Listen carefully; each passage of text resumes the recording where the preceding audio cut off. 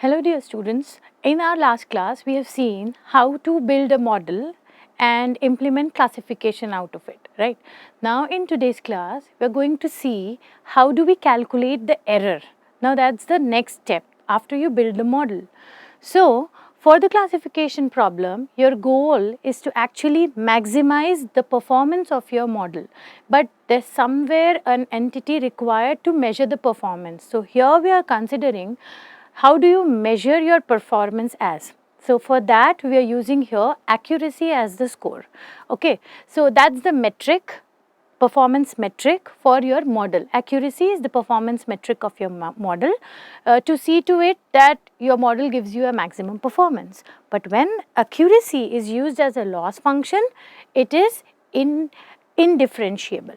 So as a result, gradient descent algorithm cannot be used here in this case in order to optimize the model parameters. So till now what you have been seeing is that to improve the performance of your model, to enhance how your model works, you always used optimization methods, and the very first thing that came to your mind always was gradient descent algorithm, which you have already studied in your previous classes. So here we cannot use a gradient descent algorithm when it comes to classification.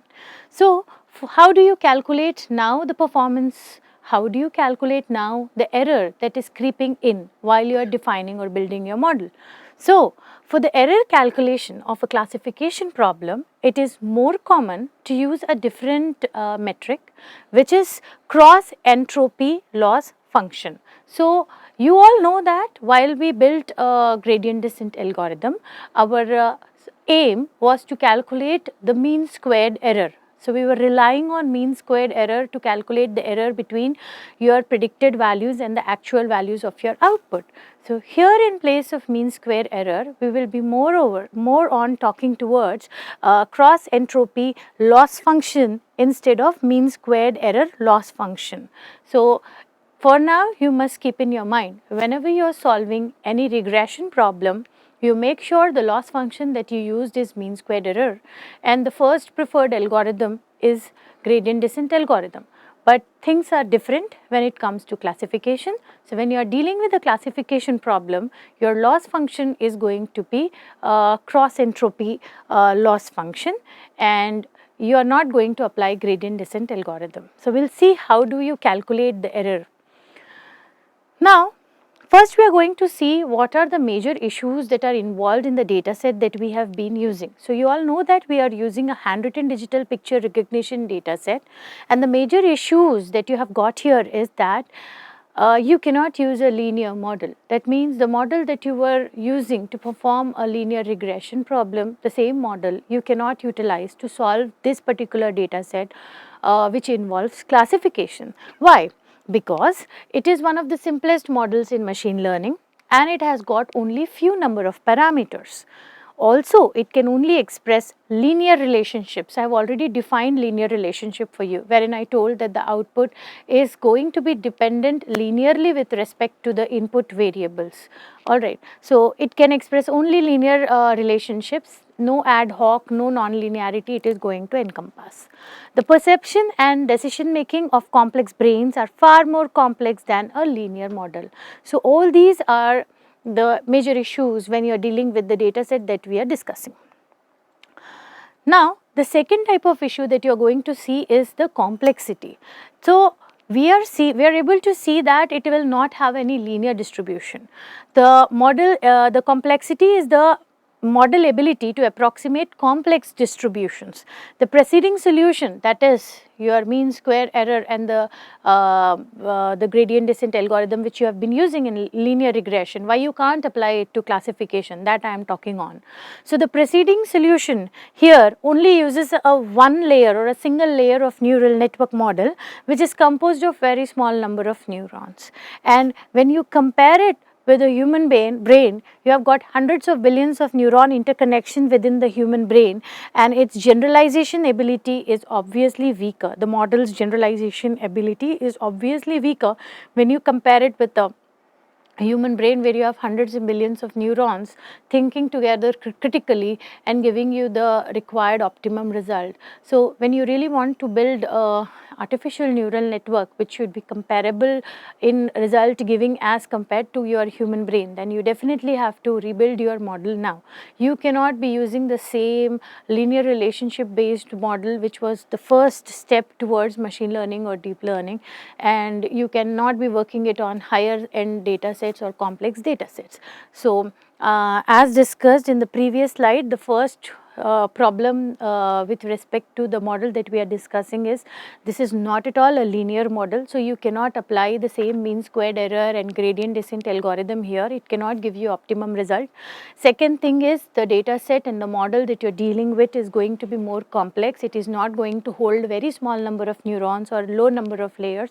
You require to grow your model and incorporate complexity in it. So now an example of model complexity and data distribution here I am going to set up. So the distribution of sampling points with observation errors is plotted here. You can see there 3 figures wherein you have got, right.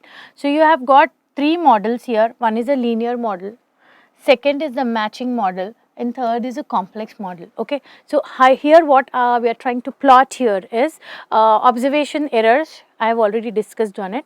So you are trying to distribute the sampling point with observation errors, and we are going to plot them out.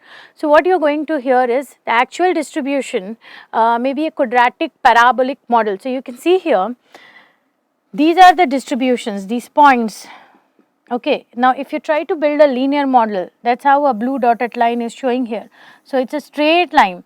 Now are you able to incorporate all, I cannot say all, I can say maximum number of sampling points over to that line? No. Okay, but if you go for a similar model like this, you know, this is like a quadratic parabolic model. So if I talk on the mathematical expression of this, I am going to write a straight line equation, y is equal to mx plus c probably, right, but it is not going to fit into. So if I take up the second one, probably this is matching. So I can write this is a curve, and you are all very familiar with the parabolic equation, y is equal to mx square.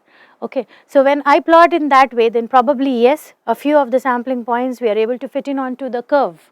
Okay, so this is okay. So if you use a linear model to fit this data, it is difficult to learn a good model.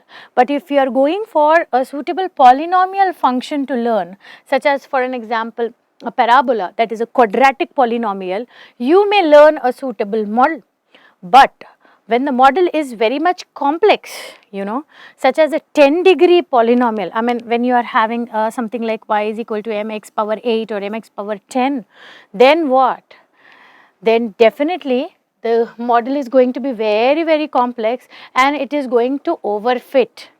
Now this is a term or a terminology you will be using very much often now, overfitting and underfitting. What is it? More in detail we are going to see as we dive more into actual deep learning models. Right now I can say that if I am telling a model is overfitting, means you please understand it is trying to give you fake predictions also. Alright, and it is going to hurt definitely. If it is overfitting, then the generalization ability will be hurt for the particular model. You may not be able to give proper predictions or correct predictions out of it. So you should always try to build a particular model which is suitable to your particular data set depending on its complexity, and it should not be too large and too complex that it can overfit. It cannot be too simple to underfit. It should be just right depending on the data set that you are using. So what is the solution to the data set that we are handling, that is handwritten digits classifying from 0, 1, 2, 3 so on up till 9. You have got images, okay, and you are having a classification out of it. You are supposed to build a neural network onto it, but I told you, you cannot use mean square error for your error calculation purpose like you did for regression. You cannot use that for classification.